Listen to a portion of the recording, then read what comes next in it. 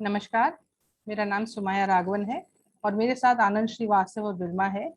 हम लोग revive heart foundation I care holy family hospital Mumbai से है और ये project revive heart foundation start हुआ 4 साल पहले।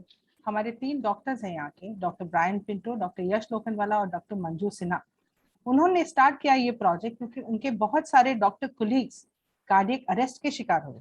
डॉक्टर देसाई बात कर रहे थे डॉक्टर्स के बीच में, वहां कोलैप्स हो गए, लेकिन अनफॉर्चुनेटली उनको बचा ना पाए। डॉक्टर राकेश सिन्हा एक मैराथन रनर थे और एक दिन जॉग कर रहे थे पाली हिल पे, जो हमारे हॉस्पिटल के बहुत करीब है, वहां पे कोलैप्स हुए। लेकिन जब तक हम हमारे हॉस्पिटल में लाए गए उनको उनको भी न बचा पाए। वैसे ही हमारे देश में बहुत सारे लोग को कार्डियक अरेस्ट होता है, लेकिन वो बच नहीं पाते क्योंकि नॉलेज नहीं है, जानकारी नहीं है किसी को कि अगर आपके सामने ऐसे कोई कोलैप्स होता है, कार्डियक अरेस्ट होता है, तो आपको क्या करना चाहिए मेडिकल हेल्प आने तक। इस वजह से ये प्रोग्राम स्टार्ट हुआ और तब से अब तक हमने 1,20,000 लोग से ज्यादा को हमने ट्रेन किया है, जिसमें पुलिस पर्सनल भी है, फायर ब्रिगेड पीपल है, ट्रैफिक पुलिस है, कॉलेज स्टूडेंट्स है, रेलवेज है और कॉर्पोरेट्स भी है। और हम बहुत खुश है ये आपके सामने पेश करने के लिए। तो ये जो आज का टॉपिक है, सडन कार्डियक अरेस्ट, ये बहुत कम हमने सुना है, लेकिन हार्ट अटैक ज्यादा सुना है हमने। तो पहली चीज जो आज हमको समझनी है कि हार्ट अटैक और कार्डियक अरेस्ट दो अलग अलग चीज है। तो पहले हार्ट अटैक पे चलते हैं। हार्ट अटैक जब होता है जब हमारी दिल की नसें ब्लॉक हो जाती है। उसके बहुत सारे कारण हैं। बहुत टाइम से डायबिटीज है, कोलेस्ट्रॉल है, स्मोकिंग की अगर आदत है, तो दिल की नसें ब्लॉक हो जाती है और खून ठीक से नहीं पास होता। तो क्या होता है हार्ट अटैक में? छाती में दर्द, जॉ में दर्द, लेफ्ट आर्म में दर्द, आदमी को उल्टी के जैसा फीलिंग होता है, बैठ जाता है, बोलता है मेरी तबीयत ठीक नहीं, बहुत छाती में दर्द हो रहा है, प्लीज मुझे हॉस्पिटल ले जाइए। तो आप उसको जल्दी से टैक्सी या गाड़ी में बिठा के हॉस्पिटल ले जाते हैं। ये हार्ट अटैक सिचुएशन है। लेकिन जो कार्डियक अरेस्ट ये अलग चीज है। जो हमारा दिल ऐसे धड़कता है, आपका भी दिल ऐसे ही धड़कता है। कार्डियक अरेस्ट में दिल बंद हो जाता है और दिल बंद होने की वजह से आदमी बस कोलैप्स। कहीं पे भी है, हो सकता है अपने घर पे है, रास्ते में है, मॉल में है, बीच पे है, कहीं पे भी है, अगर दिल बंद हो गया तो आदमी कोलैप्स। अब दिल का काम क्या है? खून पहुंचाता है हमारे पूरे शरीर में और हमारे ब्रेन तक भी। और अगर दिल बंद हो गया तो ब्रेन तक भी खून नहीं जाता, और 3 मिनट तक खून नहीं पहुंचा हमारे ब्रेन तक तो ब्रेन डैमेज कंडीशन में चला जाएगा, कोमा में चला जाएगा आदमी, और 10 मिनट में आदमी खत्म। अब बताइए आपके सामने ऐसे कोई गिर गया तो 3 मिनट में इसकी मदद कौन करेगा? क्या आप हॉस्पिटल पहुंचोगे 3 मिनट में, या कोई एम्बुलेंस आपके पास आएगा 3 मिनट में, या कोई डॉक्टर आएगा मदद के लिए? चांस बहुत कम है। इसकी मदद कौन करेगा? आप ही करोगे। लेकिन मदद आप कब करोगे? जब आपको आता है क्या करने के लिए। नहीं आता है तो आप हॉस्पिटल ले जाओगे। तो इस वजह से हम यहाँ हैं आपको बताने के लिए कि ये 3 मिनट में आपको करना क्या है। लेकिन जब मैं आपको बोलती हूँ कि आपके सामने कोई गिर गया, तो हर कोलैप्स कार्डियक अरेस्ट नहीं होता। गिरने के बहुत अलग अलग कारण है। सुबह को नाश्ता नहीं किया, शुगर लेवल ड्रॉप हो गया, आदमी कोलैप्स। मिर्गी हुआ है उस वजह से कोलैप्स। दवाई ज्यादा ले ली, ये वजह हो सकती है कोलैप्स होने की। या दारू पी के भी आदमी गिरता है। इतने अलग अलग कारण है। तो पहली चीज जो आपको हम सिखाने वाले हैं वो है, हम पहचानेंगे कैसे कि आपके सामने जो गिर गया है वो कार्डियक अरेस्ट की वजह से गिरा है और कोई वजह से गिरा है। दूसरी चीज आपको सिखाएंगे सीपीआर या कार्डियक मसाज। और तीसरी चीज जो आपको सिखाने वाले हैं वो है ये मशीन यूज करना। इसको बोलते हैं एईडी, इसका फुल फॉर्म है ऑटोमेटेड एक्सटर्नल डिफिब्रिलेटर। इसको शॉक मशीन भी बोलते हैं क्योंकि ये मशीन दिल को शॉक देती है ताकि अपने आप पंप करना शुरू कर दे। लेकिन ये डॉक्टर के यूज के लिए नहीं है, आपके यूज के लिए है। आपने देखा होगा पिक्चर में डॉक्टर लेके जाता है ऑपरेशन थिएटर में, ऐसे झटका देता है, बोलता है ठीक हो गया। ये मशीन वही काम करती है हॉस्पिटल में। बड़ी मशीन है, ये छोटी सी पोर्टेबल मशीन है जो हमारे प्रोजेक्ट की वजह से हम जगह जगह लगा रहे हैं। बड़े बड़े मॉल्स में भी दिखेंगे आपको और एयरपोर्ट पे बहुत सारे दिखेंगे। तो ये कैसे यूज करेंगे वो भी आपको सिखाएंगे। तो चलते थोड़ा प्रेजेंटेशन देखते हैं, छोटे वीडियोस देखते हैं और आपको अच्छे से हम समझाएंगे। तो मैं रिक्वेस्ट करती हूँ आनंद से प्रेजेंटेशन स्टार्ट करें। Thank you Sumaiya. Good morning everybody. मेरा नाम आनंद है। देखिए, आज जो हम सीखने जा रहे हैं उसको लाइफ स्किल कहा जाता है। इसका मतलब वो इन्फॉर्मेशन जो आपको कभी भी काम आ सकती है किसी की जान बचाने के लिए। तो अगर आपके पास पेन और पेपर है तो प्लीज अपने पास रख लीजिए, और जो भी आपको इस सेशन के दौरान इम्पोर्टेंट लगे वो आप लिखते जाइएगा। क्योंकि आप हो सकता है 3 महीने के बाद भूल जाएं जो हम आज बता रहे हैं आपको, लेकिन if you written things down तो आपको ज्यादा टाइम तक याद रहेगा। चलिए शुरुआत करते हैं। और शुरुआती में मैं आपको एक छोटा सा ऑब्जर्वेशन बता देता हूँ मेरा, जो मुझे तो 2-3 बार हुआ है। मुझे यकीन है आपने भी कभी कभी ऐसा देखा होगा। और वो ये है कि अगर हम कोई पब्लिक स्पेस में हैं, या हम मान लीजिए हम सड़क पे हम कहीं पर जा रहे हैं और हम देखते हैं कि कोई आदमी कोलैप्स हो जाता है, तो हम ऑब्जर्व करेंगे कि काफी लोग आके इकट्ठा हो जाते हैं, अ क्राउड गेट्स फॉर्म्ड। और हम साथ साथ में ये भी ऑब्जर्व करते हैं कि क्राउड में से कोई भी एक ऐसा इंसान नहीं है जो आगे कदम बढ़ाए और उस इंसान की मदद करे। जो मदद करते हैं बेसिकली एक आदमी, दो आदमी, इतने इससे ज्यादा नहीं होते हैं। तो मेरा आपसे सीधा सीधा सवाल ये है कि ऐसा क्यों होता है कि लोग मदद नहीं करते। और हमें पर्सनली ऐसा लगता नहीं है कि लोग मदद नहीं करना चाहते, हमें लगता है कि वो कुछ चीज़ों से डरते हैं, कुछ चीज़ों की वजह से हेजिटेट करते हैं। That's why they don't really step forward to help. वो चीज़ें क्या हैं? हमारे हिसाब से 2-3 चीज़ें हैं, वो मैं आपको बता देता हूँ। The primary reason why we think people don't help is because everybody is a bit worried about the cops. When I say cops, I actually mean law. अब सबको पुलिस से हल्का हल्का सा डर लगता है। उनको लगता है कि अगर हमने उस इंसान को छुआ, टच किया, कुछ उल्टा सीधा हो गया तो ऐसा ना हो कि केस हम पर ही बन जाए, या फिर हमें बहुत ज्यादा इनकन्वीनियंसेस का सामना करना पड़े, जहाँ पे हमें पुलिस स्टेशन बार बार जाना पड़े, या 50 तरह के क्वेश्चन आंसर करना पड़े जो हमें नहीं करना है, ना ही हमें समझ में आएगा। तो वी डोंट रियली जनरली है। अब इस बारे में मैं आपको कुछ बताना चाहता हूँ। देखिए, ये वाली जो प्रॉब्लम है ना मदद करने वाली, हेजिटेशन की वजह से, ये हमारे देश में बहुत ज्यादा क्रॉनिक हो चुकी थी। और यही कारण से 2016 में हमारी सरकार ने कुछ गाइडलाइंस तैयार किए इस चीज को मद्देनजर रखते हुए। व्हेन आई से सरकार, I mean specifically the ministry of road transport and highways. अब उन्होंने जो जो लॉ है, इन गाइडलाइंस को इन्होंने नाम दिया द गुड समैरिटन लॉ। अब इन गाइडलाइंस के द्वारा हमारी सरकार ने हमारी पुलिस को ये कहा है कि अगर वो एक ऐसी जगह पे पहुंचते हैं जहाँ पे वो देख रहे हैं कि एक इंसान किसी दूसरे इंसान की मदद कर रहा है, तो प्लीज उससे उनका आइडेंटिफिकेशन ना पूछें। उनसे ना पूछें कि आप कौन हो, आप क्यों मदद कर रहे हो, क्या आप डॉक्टर हो, आपको आता है कि नहीं आता है, एक्सेट्रा। क्योंकि अगर पुलिस ऐसे करती है तो लोग डर जाते हैं, और अगली बार वाकई में मदद करने का कोई एक मौका होता है तो they don't really want to help. The same thing has been advise to the hospitals as well.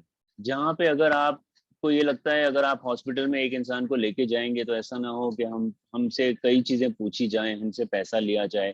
तो हॉस्पिटल्स को भी ये बोला गया है कि अगर कोई एक इंसान किसी दूसरे स्ट्रेंजर व्यक्ति को जो इंजर्ड है उसको हॉस्पिटल लेके आता है, तो उससे उसका आइडेंटिफिकेशन ना पूछें, उनको फॉर्म ना दें कहने ये भरने के लिए कि आप अपना नाम लिखिए, एड्रेस लिखिए, और ना ही उनसे एडमिटेंस फी लें, क्योंकि हम सबको लगता है हमको शायद पैसे देने पड़ेंगे। So that has been disallowed. The hospitals have been advised not to do that.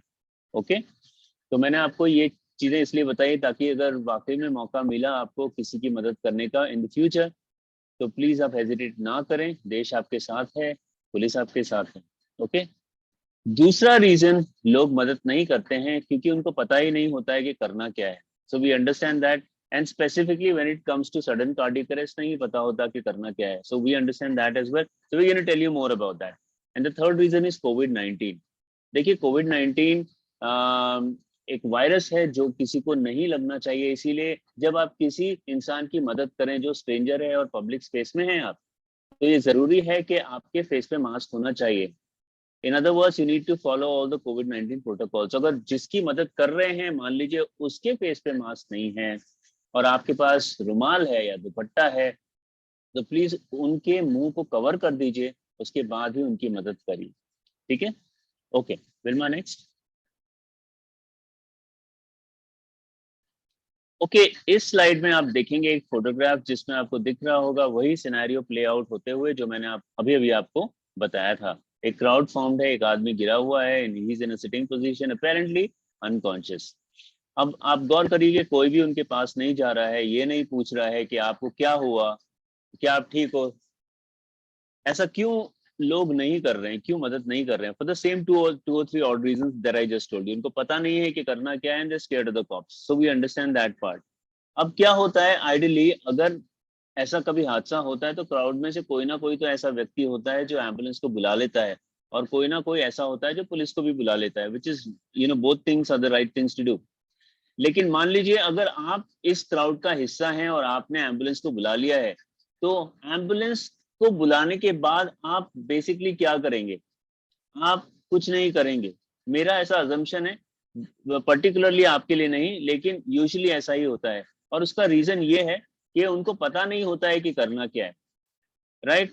अब पता ही नहीं है क्या करना है तो क्या करेंगे, so we understand that part. लेकिन यहाँ पे मैं आपको एक चीज बताना चाहता हूँ, और वो ये है कि अगर वो इंसान कोलैप्स होते हैं सडन कार्डियक अरेस्ट की वजह से, तो उस समय ये जरूरी बन जाता है कि आप उनकी मदद करें, भले ही आपने एम्बुलेंस को क्यों ना बुला लिया हो। और उसका कारण ये है कि उस व्यक्ति के पास ज्यादा टाइम नहीं होगा, उनके पास होगा सिर्फ 3 मिनट का टाइम, जहां पर 3 मिनट में उनका ब्रेन डैमेज होगा, and give it a few more seconds, वो कोमा में जा सकते हैं और 10 मिनट में उनकी जान जा सकती है।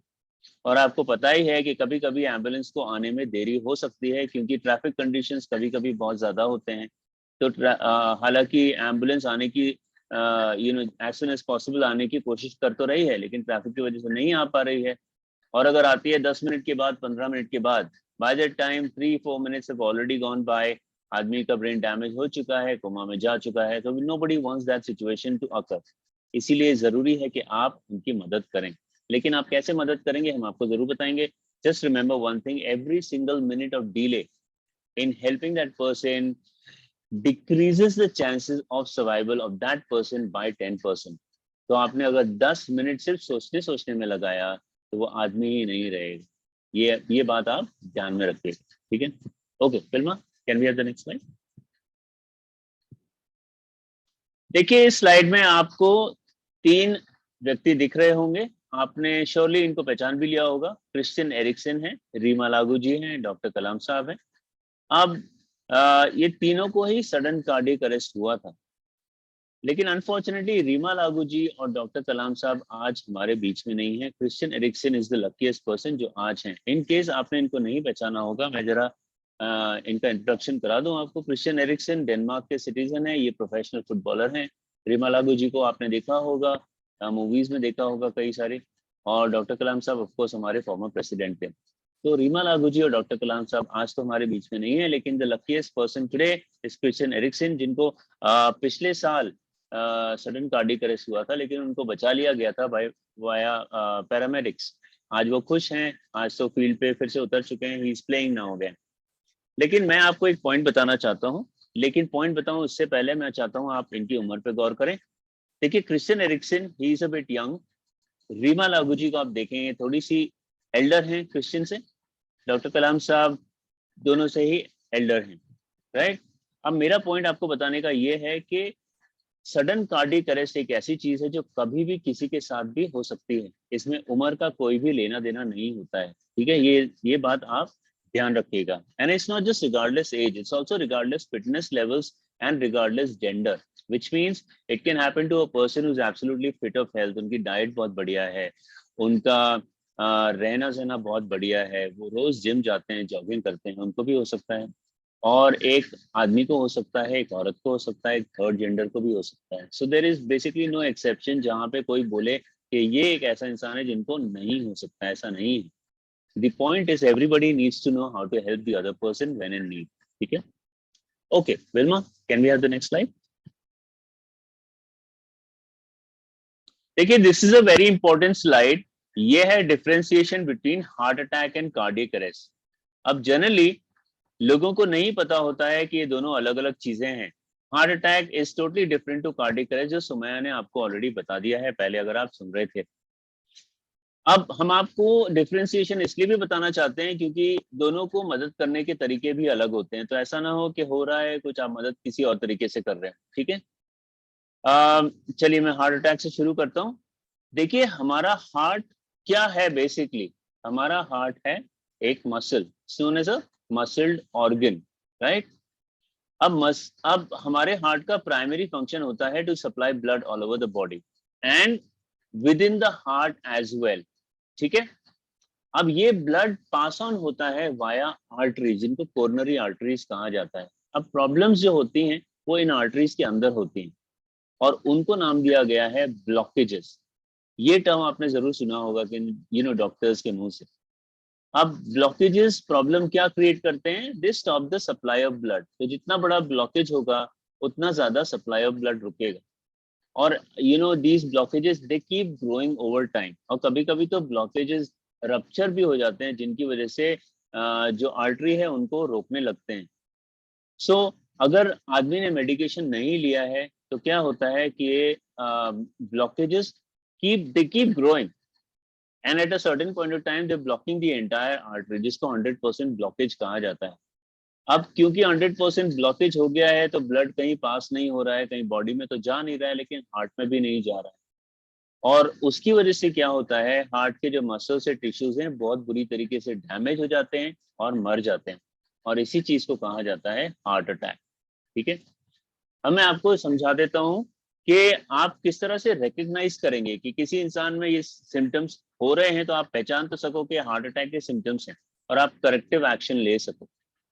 तो एक अजम्पशन लेते हैं, मान लीजिए आप सड़क पे हैं, आपके सामने कोई व्यक्ति है, उनको ये हार्ट अटैक हो रहा है या जस्ट अबाउट होने वाला है, तो आप उनके अंदर क्या ऑब्जर्व करोगे? तो सबसे पहले आप ऑब्जर्व करोगे उनके अंदर कि वो कंप्लेन करेंगे चेस्ट पेन का। तो उनको बहुत ज्यादा मैसिव चेस्ट पेन होगा right in the middle of the chest. आप देखोगे कि उनके मुंह पे बहुत ज्यादा पसीना आ चुका होगा, जिसको कोल्ड स्वेट कहा जाता है। आप ऑब्जर्व करोगे शायद उनको बैक पेन हो रहा होगा, उनको लेफ्ट शोल्डर पेन हो रहा होगा, उनको जॉ क्लैंपिंग आप देखेंगे, क्वाइट अ पॉसिबिलिटी। आप देखेंगे कि नोजिया हो रहा होगा, और आप ऑब्जर्व करेंगे कि उनको सांस लेने में बहुत ज्यादा तकलीफ हो रही होगी, बहुत वीक हो गए होंगे अचानक, और जहां है वहीं पे बैठ जाएंगे, उसके आगे मूव नहीं कर पाएंगे।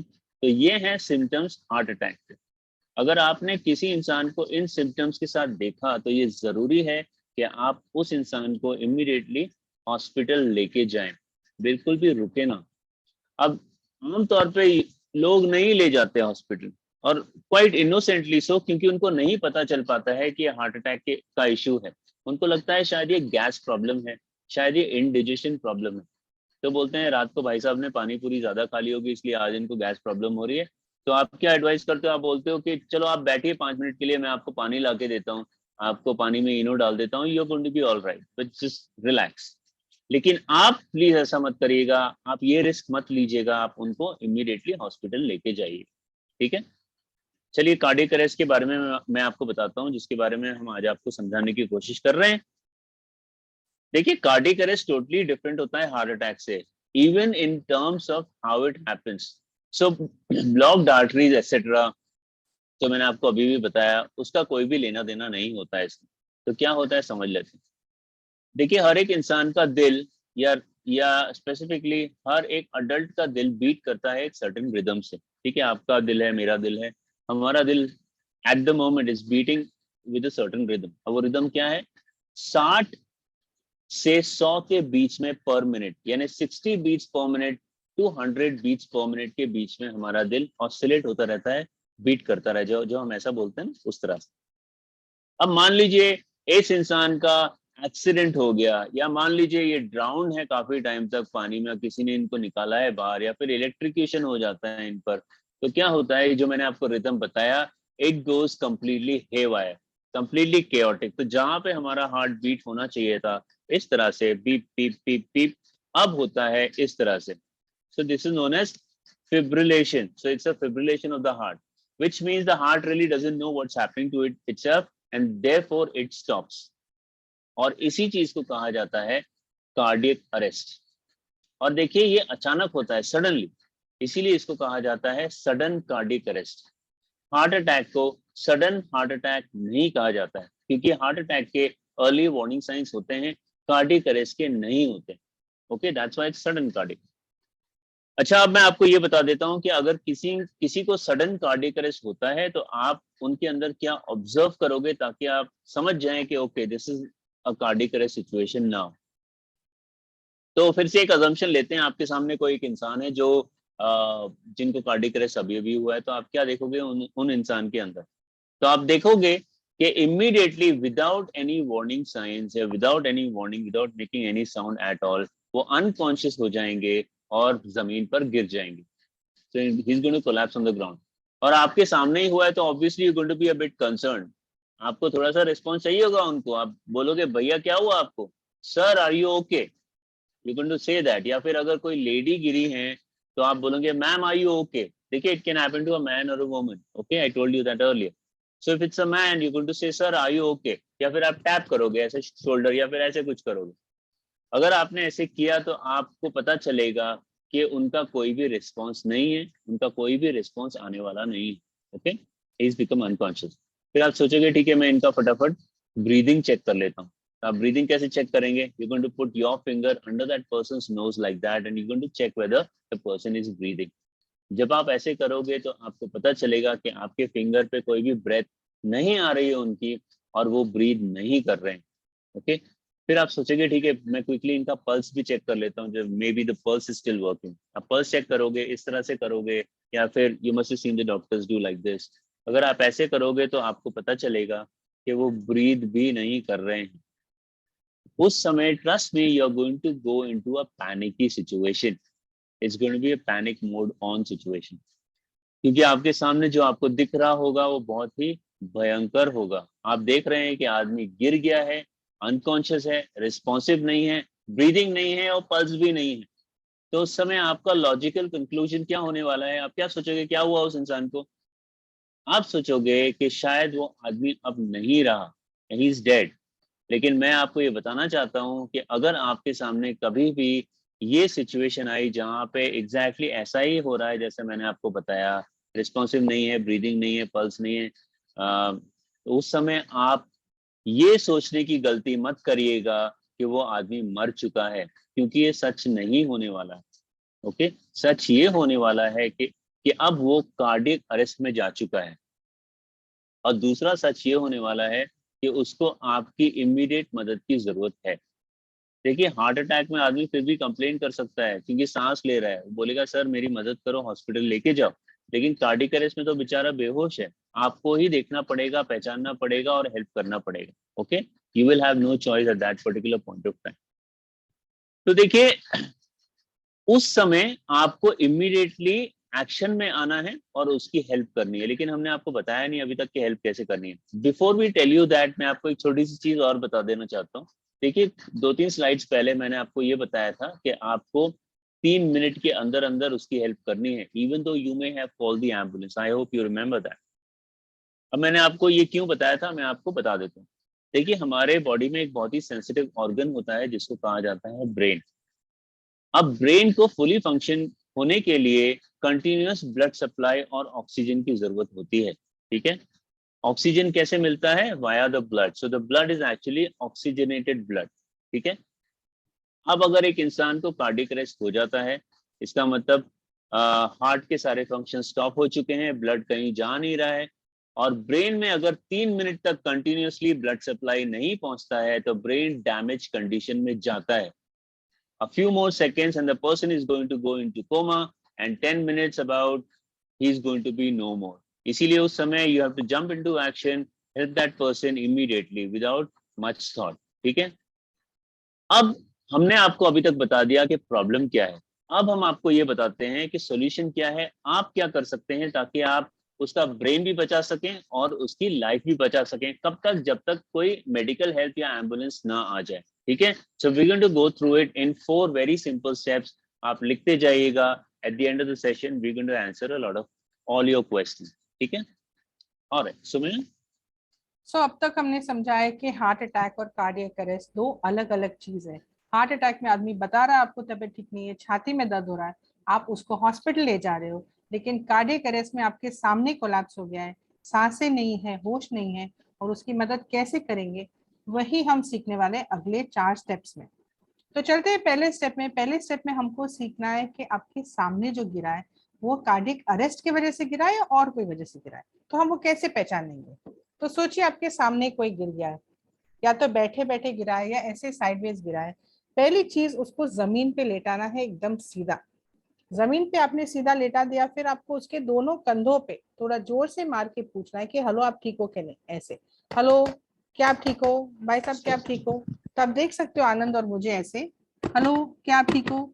यहाँ पे आपको प्यार मोहब्बत नहीं दिखाना है, थोड़ा जोर से मारना है, थोड़ा जोर से बोलना भी है, दोनों तरफ से हम चेक करें कि ये आदमी होश में है कि नहीं। तो ऐसे करेंगे हम, हेलो क्या आप ठीक हो, हेलो भाई साहब, कुछ जवाब नहीं आया, मतलब आपने पहचान लिया ये आदमी बेहोश है। फिर आपको चेक करना है कि इसकी सांसें चल रही है कि नहीं। तो जैसे आनंद ने आपको बताया, बहुत सारे अलग अलग तरीके हैं। फिंगर अंडर द नोज है, यहाँ पे चेक कर सकते हैं, पल्स चेक कर सकते हैं। ये सारे तरीके सही है, गलत नहीं है, लेकिन हम आपको सबसे फास्टेस्ट तरीका सिखाने वाले हैं, हम कैसे चेक करें किसी की सांसें चल रही है कि नहीं। और वो है आपका हाथ यहाँ उसके अब्डोमेन पे रखना है, 10 सेकंड तक प्रेस करना है और चेक करना है मूवमेंट है कि नहीं। आप देख सकते हैं ऐसे, आपको ऐसे प्रेस करना है 10 सेकंड तक और देखना है मूवमेंट है कि नहीं, सांसें चल रही है कि नहीं। अगर सांसें चल रही है, आपको फीलिंग हो रहा है मूवमेंट का, मतलब ये आदमी कोई और वजह से गिरा है, उसको हॉस्पिटल जल्दी से ले जाओ। लेकिन अगर होश नहीं है और सांसें भी बंद है, मतलब आपने पहचान लिया ये कार्डियक अरेस्ट की वजह से गिरा है। तो हमारा पहला स्टेप है, होश नहीं है, सांसें भी बंद है, हमने कार्डियक अरेस्ट पहचान लिया। लेकिन जब आप सोचोगे होश भी नहीं है, सांसें भी बंद है, मतलब ये आदमी गया नहीं, ये कार्डियक अरेस्ट में है, उसके पास 10-15 मिनट का समय है और आपको इसकी मदद करनी है। तो पहला स्टेप, होश नहीं है, सांसें भी बंद है, हमने कार्डियक अरेस्ट पहचान लिया। Rima, can we have the slide please? तो जैसे दिख रहा है आपको स्लाइड में, हमने आदमी को लेटा दिया, होश नहीं है, हमने चेक कर लिया, सांसें भी बंद है, कार्डियक अरेस्ट हमने पहचान लिया। ये हमारा पहला स्टेप है। अब चलते हैं हमारे दूसरे स्टेप में। दूसरे स्टेप में हमको बुलाना है एम्बुलेंस, आपको मेडिकल हेल्प की जरूरत है। आप डॉक्टर नहीं हो, और अगर आप डॉक्टर हो भी तो ये कोलैप्स तो हॉस्पिटल के अंदर नहीं हुआ है, सड़क पे हुआ है या रास्ते में हुआ है या रेलवे ट्रैक पे हुआ है, तो आपको मेडिकल हेल्प की जरूरत जरूर पड़ेगी। तो आज ही आप अपने फोन में सेव कीजिए इमरजेंसी नंबर्स, मतलब जो हॉस्पिटल्स आपके आसपास है, जहां आप रहते हो वहां के आसपास के हॉस्पिटल्स, और जहां पे आप काम करते हो या कॉलेज जाते हो वहां के आसपास के हॉस्पिटल के नंबर्स आज ही आप अपने फोन में सेव जरूर कीजिए, क्योंकि इमरजेंसी कभी भी किसी वक्त हो सकता है। और वो टाइम पे आप सोचोगे आई विश मैंने नंबर सेव किया होता, आज मेरा समय बच जाता। तो मेक श्योर आज ही आप अपने फोन में इमरजेंसी नंबर सेव कीजिए। एक और नंबर है 108, जो डायरेक्टली आप अपने फोन से डायल कर सकते हो, वो भी नंबर सेव कीजिए फोन में, कि कभी हॉस्पिटल का नंबर लगा नहीं तो आपके पास दूसरा नंबर है डायल करने।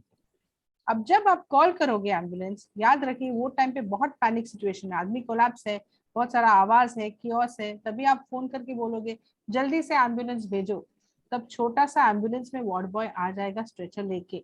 लेकिन ये सिचुएशन में जब आप कॉल करोगे, आपको बुलाना है प्लीज कार्डियक एम्बुलेंस भेजिए, क्योंकि हर कार्डियक एम्बुलेंस में डॉक्टर रहता है और ये वाली मशीन भी रहती है। तो जरूरी है जब आप कॉल करें हॉस्पिटल, आप कार्डियक एम्बुलेंस ही मंगाएंगे।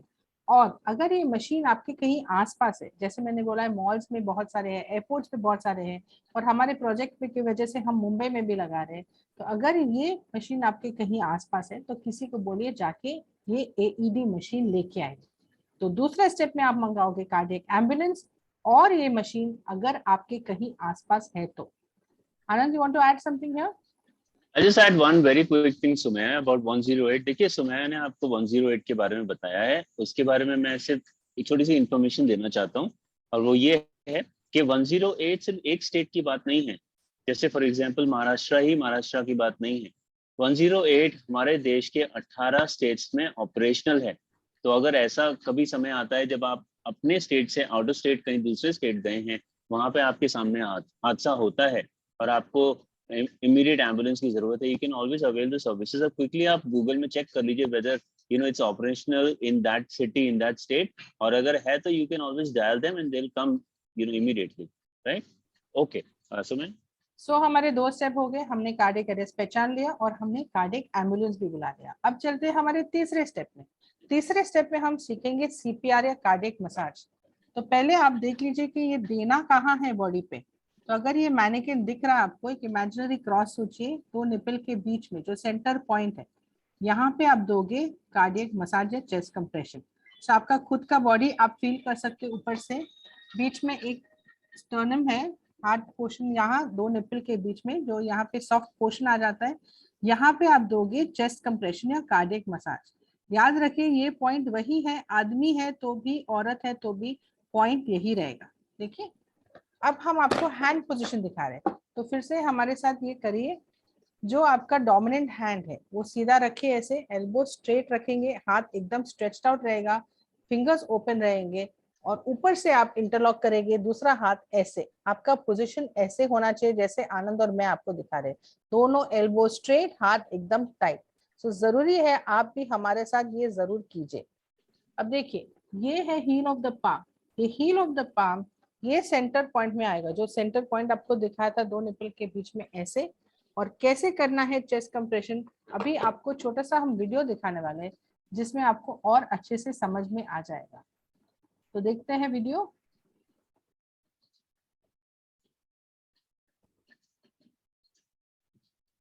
तो जैसे आपको दिख रहा है, हमने लेटा दिया है heel of the palm centre of the chest और वो रेडी है कंप्रेशन करने के लिए। अब ये कंप्रेशन करना है आपको लेफ्ट हैंड साइड या तो राइट हैंड साइड से, सर की तरफ से नहीं करेंगे आप, पैर के ऊपर बैठ के नहीं करेंगे। तो उसने पोजीशन ले लिया है, अब देखते हैं कंप्रेशन कैसे कर रहा है। Now it's your turn to practice.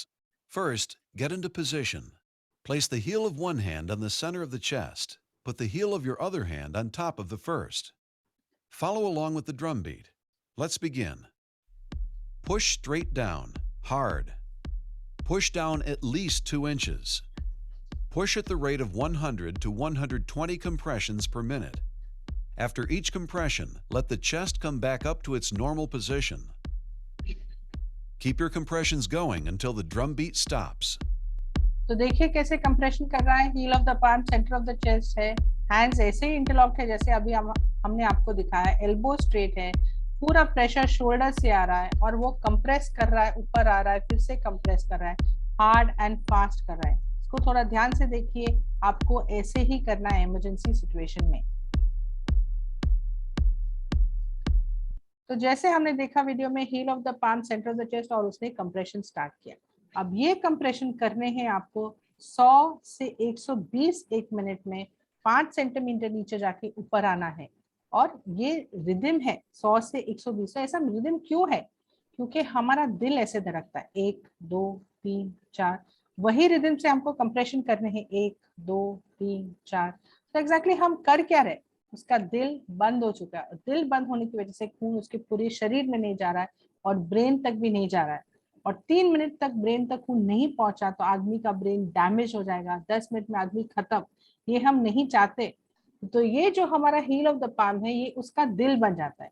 तो जैसे हमने हाथ रख दिया कंप्रेस करके, जब हम ऊपर आते हैं, रिकॉइल जिसको बोलते हैं, हर बार आप ऐसे कंप्रेस करके ऊपर आते हो, खून उसके दिल से उसके ब्रेन तक पहुंचता है ताकि ब्रेन जिंदा रहे और आदमी भी जिंदा रहे।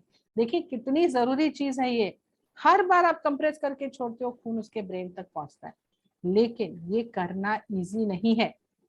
जितने भी आप फिट हो, थोड़ा कंप्रेशन के बाद आप थक जाओगे, और थक गए तो आप ठीक से कंप्रेशन नहीं कर पाओगे, उसको फायदा नहीं है। बट करना तो जरूरी है, तो क्या करें ऐसे सिचुएशन में? तो एक चीज अच्छी है, हमारी कंट्री में अगर कोई कोलैप्स हो गया, 10-20 लोग आके खड़े हो जाते, फ्री का एडवाइस देंगे आपको, जूता सुंगाओ, पानी पिलाओ, कांदा लगाओ। आपको बोलना है नहीं, आप ये सब स्टार्ट कीजिए सीपीआर जैसे आपने सीखा है, और सबको बोल दीजिए देखो मैं कैसे कर रहा हूँ। जैसे आप थोड़े थके फील करो, सामने वाले को बोल दीजिए अभी आप टर्न लेके कीजिए, फिर आप टर्न लेके कीजिए, टर्न बाय टर्न उनको करने दीजिए ताकि इफेक्टिव कंप्रेशन हो। और जब दूसरा आदमी कर रहा है, आप चेक करो वो ठीक से कर रहा है, आप एम्बुलेंस को भी कॉल कर सकते हो। लेकिन ये टर्न बाय टर्न कब तक हमको करना है कंप्रेशन? तो आपको ये कंप्रेशन कंटिन्यू रखना है जब तक एक उसको होश आ जाता है, मतलब आंख खोल दिया, सांसें चालू हो गई, तब आप ये कंप्रेशन रोक दोगे। दूसरी चीज, आपका कार्डियक एम्बुलेंस आ गया, तब आप उसको डॉक्टर के हवाले करोगे। या तीसरी चीज, अगर ये मशीन आपको कोई ला के दिया, तभी आप रोक दोगे लगाने के लिए, नहीं तो आप ये कंटिन्यू ही रखोगे। फिर आपका अगला सवाल होगा कि शायद एम्बुलेंस आधा घंटा पौना घंटा लग जाए आने के लिए, तो तब तक हमको करना है या 10-15 मिनट कर लिया तो बस हो गया? तो आपका आंसर बड़ा सिंपल है, आपको ये कंटिन्यू ही रखना है, क्योंकि कार्डियक अरेस्ट में आदमी ऑलमोस्ट जा चुका है और कुछ बुरा आप नहीं कर सकते हो। आप खाली उसको जिंदगी दे सकते हो ये सब करके। और डॉक्टर्स ने 1.5 घंटा भी करके सीपीआर करके आदमी को बचाया है, तो आपको अपनी तरफ से पूरी कोशिश करनी है। तो सेंटर ऑफ द चेस्ट में आपको 100 से 120 करना है कंप्रेशन, 5 सेंटीमीटर नीचे जाके ऊपर आना है, टर्न बाय टर्न करना है जब तक उसको होश आ जाता है या आपका कार्डियक एम्बुलेंस आ जाता है। Yes sir. देखिए, ये हो सकता है कि आपने शायद पहली बार सीपीआर का डेमो देखा हो, लेकिन हम ये भी समझते हैं कि डेमो कंप्यूटर में देखना और असल जिंदगी में जब ये होता है तो वहां पर करना, ये दोनों अलग अलग चीजें होती हैं। अब देखिए, अगर ऐसा सिनेरियो प्ले आउट होता है जहां पे आप सड़क पे हैं और आपके सामने एक आदमी सडन कार्डियक अरेस्ट विक्टिम गिरा हुआ है, 50 लोग उसको देख रहे हैं और आपको पता है कि आपको सीपीआर करना है, तो आपको उस समय हेजिटेट नहीं करना है, उस समय आपको डरना नहीं है, आपको सीपीआर करना है तो करना ही है। ताकि आप ना डरें, ताकि आप ना हेजिटेट हो, उस चीज के लिए मैं आपको दो वेरी स्ट्रॉन्ग रीजंस देना चाहता हूँ। तो पहला स्ट्रॉन्ग रीजन ये है कि उस समय देखिए, आप उस इंसान को पानी नहीं पिला सकते। Okay, that is an absolutely no no. आप उस समय उस इंसान को कोई फूड आइटम उसके मुंह में नहीं रख सकते ये सोच के कि वो खा लेगा तो ठीक हो जाएगा। That's not going to happen. आप उस समय उस इंसान को कोई दवाई नहीं दे सकते हो, और क्योंकि आप डॉक्टर नहीं हो, आप उस इंसान के अंदर कोई भी मेडिसिन इंजेक्ट नहीं कर सकते। और मान लीजिए आप डॉक्टर हो भी, तो भी ये हादसा वहां हुआ है जो अचानक हुआ है, मिडिल ऑफ द स्ट्रीट हुआ है, हॉस्पिटल से बहुत दूर हुआ है, तो उस समय आपके पास टूल्स आपके नहीं होंगे। तो आपके पास क्या ऑप्शन बचता है उस इंसान को बचाने का? वो ऑप्शन एक ही है जिसको कहते हैं सीपीआर, जो आपने अभी भी डेमो में देखा। तो आपको वो करना ही है। और दूसरा स्ट्रॉन्ग कारण ये है कि सीपीआर करना डिफिकल्ट है ही नहीं। तो अगर आप ये सोचते हैं कि मुझे नहीं पता मैं कर पाऊंगा कि नहीं या कर पाऊंगी कि नहीं, that is just not true. आप करोगे, स्टार्ट तो करिए, आप डेफिनेटली हो जाएगा। हमें पता है कि आप कर पाओगे। हमें आप पर जितना कॉन्फिडेंस है उतना कॉन्फिडेंस आपको खुद पर भी नहीं होगा, और उसका कारण ये है कि हमने उन इंसान को करते हुए देखा है जिनका मेडिकल लाइन से कोई भी लेना देना नहीं है, और उन्होंने सीपीआर किया है और आदमी की जान बचाई है। तो अगर वो कर सकते हैं तो आप क्यों नहीं कर सकते? तो आप अटेम्प्ट करिए, शुरुआत करिए, और सीपीआर होता ही जाएगा और उस आदमी की जान बचेगी। ठीक है। अब देखिए, दो तीन चीजें और आपको बता देता हूँ सीपीआर के बारे में। CPR is cardio pulmonary resuscitation. Cardio मतलब कार्डियोवैस्कुलर, आपके दिल की बात है। पल्मोनरी का मतलब होता है something to do with the lungs, और रिससिटेशन का मतलब होता है रिवाइवल। तो आप एक इंसान को सीपीआर करके रिवाइव करने की कोशिश कर रहे हो ऑलमोस्ट डेथ से, इसीलिए उसको कहा जाता है सीपीआर। देखिए, हमने जब भी सीपीआर होते हुए देखा है पिक्चरों में या टेलीविजन में, या फिर हमने पढ़ा भी है, तो हमने हमेशा ऑब्जर्व किया है, नोटिस किया है कि सीपीआर के साथ साथ मुंह से सांस देने वाला प्रोसेस भी किया जाता है, जिसको पॉपुलरली माउथ टू माउथ कहा जाता है। आपको ये पता होगा। मैं आपको इसके बारे में एक चीज बता देना चाहता हूं, और वो ये है कि आपको माउथ टू माउथ करने की कोई भी जरूरत नहीं है। अगर आपके सामने ही एक इंसान कोलैप्स हुआ है, अभी 1 मिनट ही, 1-2 मिनट ही हुए हैं और नॉर्मल सर्कमस्टेंसेस हैं, तो आप सिर्फ हैंड्स ऑन सीपीआर जैसे हमने आपको डेमो में बताया उतना ही करिए। आप मुंह से सांस देने की प्रोसेस कोशिश मत करिए, because that is not even required. ठीक है। अगर आप ऐसा करेंगे तो that might just be a misuse of time. लेकिन हैविंग सेड दैट, आपको ये बता देना चाहता हूँ कि ऐसा नहीं है कि सीपीआर के साथ साथ माउथ टू माउथ नहीं किया जाता है, किया जाता है, लेकिन under different circumstances. For example, water body अगर इन्वॉल्व हो, अगर वो आदमी बहुत टाइम तक ड्राउन हुआ है और उसको किसी ने निकाला है, तो बॉडी में ऑक्सीजन की कमी है, that's the reason you might want to give it. या फिर ड्रग ओवरडोज हुआ है, या पेशेंट एस्थमेटिक हुआ है, उसकी वजह से आप दे सकते हो, लेकिन नॉर्मल सर्कमस्टेंसेस में आपको देने की कोई भी जरूरत नहीं है। एक आखिरी चीज आपको बता देता हूँ, ये मेरे ख्याल से आप लिख ही लीजिए, एक्सप्लेन करने से better, it's a self explanatory statement. मैं आपको इंग्लिश में बता देता हूँ और फिर हिंदी में बता दूंगा। जिनके पास पेन और पेपर नहीं है, आप याद रखिएगा, because this is very important. और वो लाइन ये है कि CPR is not performed on a person who is breathing. ठीक है। I repeat that, CPR is not performed on a person who is breathing. और हिंदी में सीपीआर उन पर नहीं करते हैं जो सांस ले रहे होते हैं। ठीक है। तो कोई भी कारण से अगर एक इंसान गिरता है, तो ऐसा नहीं है कि आपको इमीडिएटली सीपीआर करना है उन पर। नहीं, सबसे पहले आपको चेक करना है कि वो सांस ले रहे हैं कि नहीं ले रहे हैं। तो आपको ये कॉम्बिनेशन बता देता हूँ। देखिए, अगर आदमी नॉन रिस्पॉन्सिव है, यानी कि बेहोश है, और वो सांस भी नहीं ले रहा है, तो आप ये मान के चलिए कि वो कार्डियक अरेस्ट हो चुका है, और तभी आप सीपीआर दीजिए। लेकिन आदमी बेहोश है लेकिन सांस ले रहा है, तो उसको कार्डियक अरेस्ट तो नहीं हुआ है, ये तो गारंटीड है। वो कोई भी कारण से शायद गिरा होगा, ये जरूरी है उस समय कि आप उस इंसान को हॉस्पिटल शिफ्ट करें, सीपीआर देने की कोई भी जरूरत नहीं। ठीक है, ओके सुमैया। तो हमारे 3 स्टेप हो गए। हमने कार्डियक अरेस्ट पहचान लिया, हमने कार्डियक एम्बुलेंस को भी बुला लिया, और हमने हैंड्स ओनली सीपीआर कर लिया सेंटर ऑफ द चेस्ट में। अब हम चलते हैं हमारे 4th स्टेप में, जहाँ पे हम सीखेंगे ये मशीन यूज करना। इसको बोलते हैं AED, ऑटोमेटेड एक्सटर्नल डिफिब्रिलेटर, और इसको शॉक मशीन भी बोला जाता है। और अगर आपने ये मशीन कोई दूसरे कलर या शेप में देखा तो घबराइए नहीं, अलग अलग मैन्युफैक्चरर्स है, लेकिन चलते सब एक ही तरह से। तो ये मशीन ऐसे दिखती है, यहाँ से अंदर में फुल लीवर है। जैसे मैंने ये लीवर पुल किया, वो अपने आप बताएगा आपको क्या करना है स्टेप बाय स्टेप। तो मैं ये पुल कर रही हूँ। अब मैं इसको बंद कर रही हूँ आपको एक्सप्लेन करने के लिए, लेकिन कभी आपने ये मशीन यूज किया तो हमेशा इसको ऑन ही रखेंगे। तो जैसे मैंने खोला है, देखिए अंदर में 2 स्टिकी पैड्स है, ये इलेक्ट्रोड्स है। हर पैड के ऊपर पिक्चर दिया है एरो के साथ, इसको कहाँ लगाना है बॉडी पे। तो ये बोल रहा है right hand side collarbone के नीचे, और ये वाला बोल रहा है यहाँ लेफ्ट हैंड साइड रिब्स के पास। तो जैसे पिक्चर में दिया है, मैं वैसे ही इसको पील ऑफ करके चिपका के आपको दिखाने वाली हूँ। ऐसे ही मैंने पील ऑफ किया है, मैंने चिपकाया है, और देखिए ऐसे दिखता है चिपकाने के बाद। अब आपको भी ऐसे ही चिपकाना है जैसे पिक्चर में दिया है, क्योंकि हमारा दिल यहाँ पे है। तो जब शॉक लगेगा तो दिल के थ्रू जाना जरूरी है। आपने पैड्स ऐसे ऐसे लगा दिया तो दिल के थ्रू नहीं जाएगा, इस वजह से पिक्चर दिया है, और आपको वैसे ही लगाना है जैसे पिक्चर में दिया है। अब दूसरी चीज है, ये पैड्स को आपको लगाना है ड्राई और बेड स्किन पे, मतलब सूखे हुए स्किन पे। अगर बारिश हो रही है या वाटर बॉडी से निकला है या बहुत पसीना आ रहा है, तो आपको वो जगह पहुंच के फिर ये चिपकाना है ताकि वो चिपके ठीक से। दूसरी चीज, कपड़े के ऊपर आपने लगा दिया तो ये शॉक नहीं देगा, ये इलेक्ट्रोड्स है, तो आपको बेड स्किन पे लगाना जरूरी है। अब इसमें थोड़ी सी मुश्किल हो सकती है, स्पेशली अगर लेडी है। आदमी है तो टेंशन नहीं, आप शर्ट ऊपर कर देंगे, शर्ट खोल देंगे, पैड्स लगा दोगे। लेकिन औरत को होती है, तो बहुत सारे लोग हैं, पब्लिक प्लेस में है, तो पब्लिक क्या बोलेगी, आप क्यों कपड़े उतार रहे हो, आप डॉक्टर थोड़ी हो। तो हमारे पास छोटा सा सोल्यूशन है। अगर लेडी ने साड़ी पहना है तो आप सारी ब्लाउज एडजस्ट करके लगा सकते हो, लेकिन अगर फुल सूट है तो फिर ये बॉक्स के अंदर देखिए यहाँ पे एक कैंची है।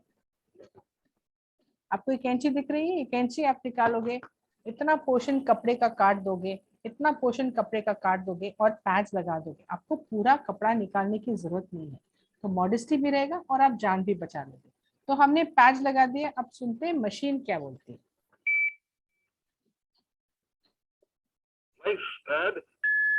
No one should touch the patient. Analyzing. ये उसका दिल एनालाइज कर रहा है जिसके ऊपर आपने पैड लगा दिए। No one should touch the patient. Analyzing.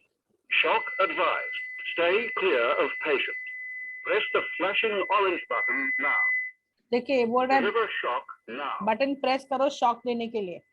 Press the flashing orange button now. तो मैं ये प्रेस करने वाली हूँ। Shock delivered. Be sure the ambulance service has been called. It is safe to touch the patient. Start CPR. तो machine ने क्या किया, जैसे आपने पैच लगा दिए, Battery. पहले उसने उसका दिल एनालाइज किया। दिल एनालाइज करने के बाद मशीन डिसाइड करता है उसको शॉक की जरूरत है कि नहीं। आप नहीं डिसाइड करोगे। अगर मशीन को लगा शॉक की जरूरत नहीं है तो मशीन खुद ही बोलेगा शॉक नॉट रिक्वायर्ड। लेकिन मशीन को लगा उसको शॉक की जरूरत है, तो एक बटन फ्लैश हो रहा था, आपने देखा होगा। बटन को खाली आपको प्रेस करना है, लेकिन प्रेस करने के टाइम उसको छूना नहीं है, क्योंकि आपने उसको छुआ तो शॉक आपको भी लग जाएगा। उधर वो लेटा है, इधर आप लेटे होंगे, 1 + 1 3। तो उसको नहीं छुएंगे आप, खाली बटन प्रेस करेंगे।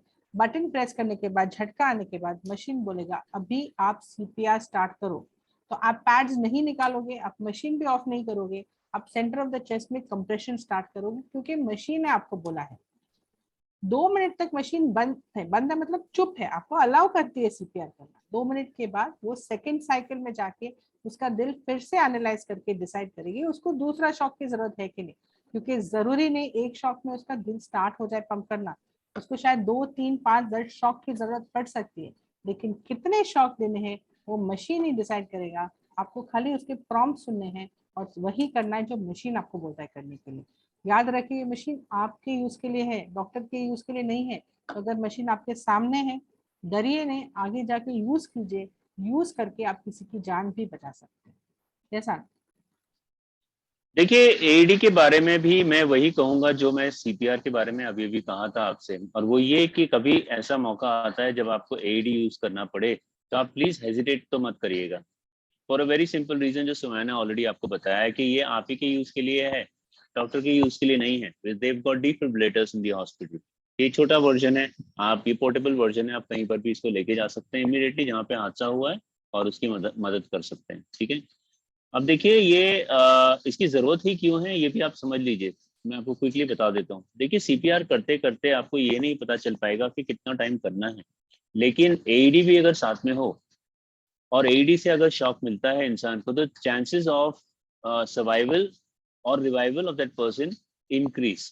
तो सीपीआर और एईडी का जो कॉम्बिनेशन है ये बेटर कॉम्बिनेशन है और इससे रिवाइवल के चांसेस डबल ट्रिपल हो जाते हैं। यही कारण है कि ये मशीन बहुत इंपॉर्टेंस रखती है। ठीक है, अब देखिए मैं इस मशीन के बारे में ज्यादा नहीं बताऊंगा, सो मैंने ऑलरेडी आपको डेमो दे दिया है। मैं आपसे दो रिक्वेस्ट करना चाहता हूँ, और वो ये है, देखिए मैं ये चाहता हूँ कि आप अपने आप को एडुकेट करें इसके बारे में, और इसीलिए आप इस सेशन के बाद जरा 5 मिनट का टाइम निकालिएगा और गूगल में जाइएगा, एईडी टाइप करिएगा, और जब एईडी टाइप करेंगे तो कुछ आर्टिकल्स आएंगे, तो प्लीज आर्टिकल्स कुछ पढ़िएगा। उसमें आपको पता चलेगा कि ये मशीन जान बचाती है, और आपको ये भी पता चलेगा कि अगर आप आउट ऑफ इंडिया जाते हो तो सभी को इस मशीन के बारे में पता है, सीपीआर के बारे में पता है, लॉज ऑफ द लैंड के बारे में पता है, सिर्फ हमारे कंट्री में नहीं पता है, which is not such a great thing. So please educate yourself about it. और दूसरा मेरी आपसे रिक्वेस्ट ये है कि जब आपको आर्टिकल पढ़ने के बाद या आर्टिकल्स पढ़ने के बाद आपको ये समझ में आ जाएगा कि this machine actually saves lives and it's such a handy machine, तो मैं आपसे ये कहना चाहता हूं कि आप कंसिडर करें कि इसको एक खरीदा जाए, आपके घर के लिए नहीं लेकिन आपकी सोसाइटी के लिए, जहां पे आप रहते हैं वहां के लिए। पूरी सोसाइटी में अगर एक ये मशीन लगती है तो ये आप मान के चलिए कि आपकी सोसाइटी आपने सेफ कर दी है, और सिर्फ आप ही की सोसाइटी नहीं, पूरा एरिया सेफ हो जाएगा, क्योंकि सबको पता चल जाएगा यहाँ पर एईडी है। और मैं आपको जब ये कहता हूँ कि आप खरीदिए या आप कंसिडर करिए कि आप ये खरीदिए, मैं एक्चुअली पर्टिकुलरली आपको नहीं कह रहा हूँ, लेकिन मैं ये कहना चाह रहा हूँ कि आप अपनी सोसाइटी के मेंबर्स से बात करिए, अपनी सोसाइटी के चेयरमैन सेक्रेटरी से बात करिए, उनके साथ मिलजुल के उनको बताइए कि ये मशीन क्या है, और मिलजुल के पैसे इकट्ठा करके ये मशीन खरीदिए। That is how the machine can be bought and just one and kept in the society.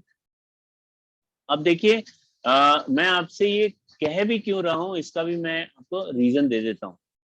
देखिए एक आदमी अगर कोलैप्स होता है सडन कार्डियक अरेस्ट की वजह से, तो उसके पास सिर्फ 3 मिनट का टाइम होता है, और 3 मिनट के अंदर अंदर किसी एक एम्बुलेंस का आना, किसी डॉक्टर का आना बहुत ज्यादा मुश्किल हो जाता है। उस समय अगर आपके पास ये मशीन है जो छोटी है, पोर्टेबल है, तो आप इमीडिएटली वहां जाके लेके जा सकते हैं जहां पर वो व्यक्ति है जो कार्डियक अरेस्ट विक्टिम है, और उस पर ये पैड्स आप चिपका सकते हैं और मशीन को यूज कर सकते हैं, पोटेंशियली उसकी लाइफ बचेगी।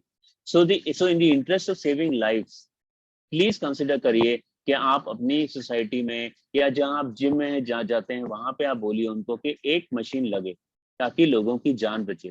ओके, और सुमेन तो ये थी मशीन के बारे में। 2-3 और चीज मशीन के बारे में बता दूं। ये बैटरी पे चलती है और इसका बैटरी लाइफ 5 साल तक है, तो 5 साल तक कुछ मेंटेनेंस का प्रॉब्लम नहीं है आपको। 5 साल के बाद आप मैन्युफैक्चरर बुला के बैटरी बदल के वही मशीन यूज कर सकते हो। खाली ये जो पैड्स है आपको बदलना जरूरी है आफ्टर एवरी यूज, मतलब आपने यूज किया तो बदलना जरूरी है। मशीन के साथ एक सेट ऑफ पैड्स अटैच्ड है, एक और सेट बॉक्स में है। अगर आपने यूज किया तो आप बदल के रेडी रख सकते हो, एक और सेट ऑफ पैड्स मैन्युफैक्चरर से मंगा सकते हो। ये मशीन का अप्रोक्सीमेट कॉस्ट है 1 लाख। लेकिन जैसे आप आनंद ने आपको बताया, ये अपने घर में रखने वाली चीज नहीं है, एवरीडे यूज मशीन नहीं है। तो जैसे बड़ा सोसाइटी है वहां पे एक मशीन, पुलिस स्टेशन है मशीन, कॉलेज कैंपस है मशीन, ऐसे जगह जगह ये मशीन लगे तो हमारा देश थोड़ा सा सेफ हो जाएगा। और एक और चीज मैं बता दूं कि ये मशीन हम बेचते नहीं है, हम यहाँ हैं आपको बताने के लिए कि इसके यूज कैसे करते हैं और सीपीआर बताने के लिए आपको। ये मशीन हम बेचते नहीं है, तो अगर आपको लेना है तो आप गूगल में जाके मैन्युफैक्चरर्स चेक करके ले सकते हो या अमेजोन से भी ले सकते हो। तो ये थे हमारे 4 स्टेप्स। हमने कार्डियक अरेस्ट पहचान लिया, कार्डियक एम्बुलेंस बुला लिया, सीपीआर सीख लिया और मशीन भी यूज करना सीख लिया। अब आपको छोटा सा वीडियो हम दिखाने वाले, लेकिन उसके पहले 2-3 इंपॉर्टेंट पॉइंट। एक तो आपके सामने कोई गिर गया है, किसी ने बोला अभी तो गिरा है, तभी आप मदद करोगे। अगर 3-4 घंटे गुजर चुके तो ये सब करके फायदा नहीं है। दूसरी चीज, अगर बिस्तर पे होता है तो मेक श्योर उसको नीचे जमीन पे डालिए, हार्ड सरफेस पे डालिए, फिर ही सीपीआर कीजिए। और तीसरी चीज जो है वो है सीन सेफ्टी, बहुत जरूरी है। अगर रास्ते के बीच में कोई कोलैप्स हो गया, फायर हजार्ड है, इलेक्ट्रिसिटी पॉइंट है, रेलवे ट्रैक पे कोई गिरा है, मेक श्योर उसको सेफ जगह लेके जाइए। आपकी सेफ्टी बहुत इंपॉर्टेंट है, तो आप पहले सेफ रहिए, फिर किसी की मदद कीजिए। तो चलिए वीडियो देखते हैं।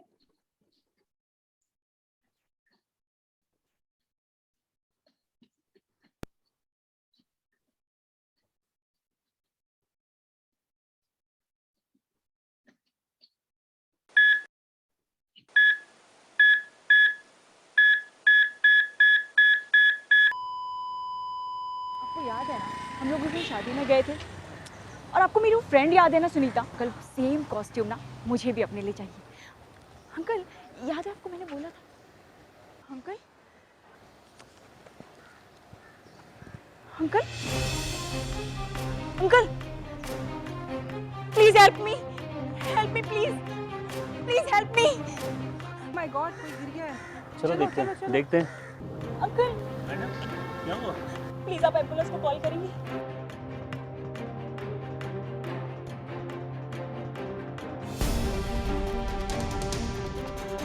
एक मिनट मैं देख। हेलो, क्या आप ठीक हैं? हेलो,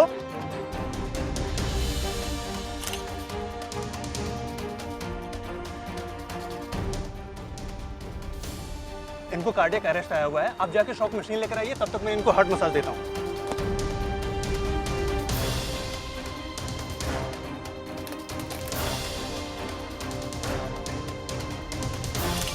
उसका पोजीशन नोट कीजिए। एल्बो स्ट्रेट, प्रेशर शोल्डर से आ रहा है, heel of the palm centre of the chest में है।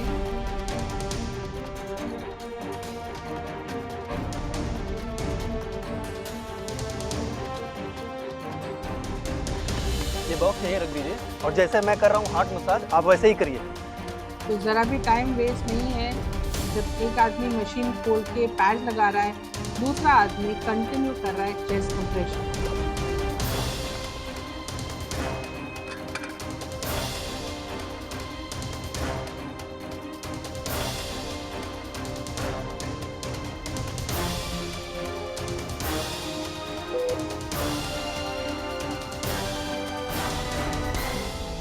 और दिल को झटका लगने की वजह से आदमी का दिल स्टार्ट हो गया पंप करना, होश आ गया उसको, सांसें चालू हो गई, आपने जान बचा ली। कितनी बड़ी चीज है ये। तब तक आपका कार्डियक एम्बुलेंस आ गया है। याद रखिए उसको हॉस्पिटल जाना जरूरी है मेडिकल ट्रीटमेंट के लिए, भले होश आ गया तो भी।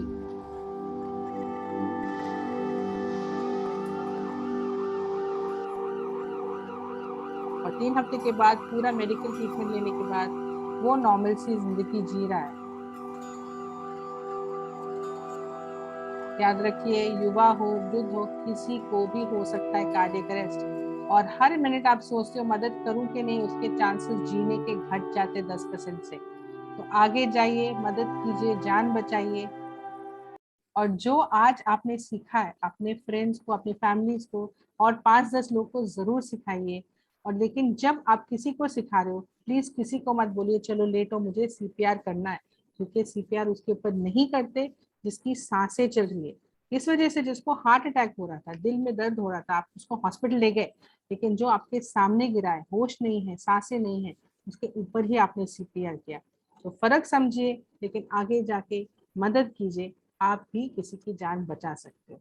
तो इसके साथ हमारा सेशन एंड होता है। Thank you very much. नमस्कार।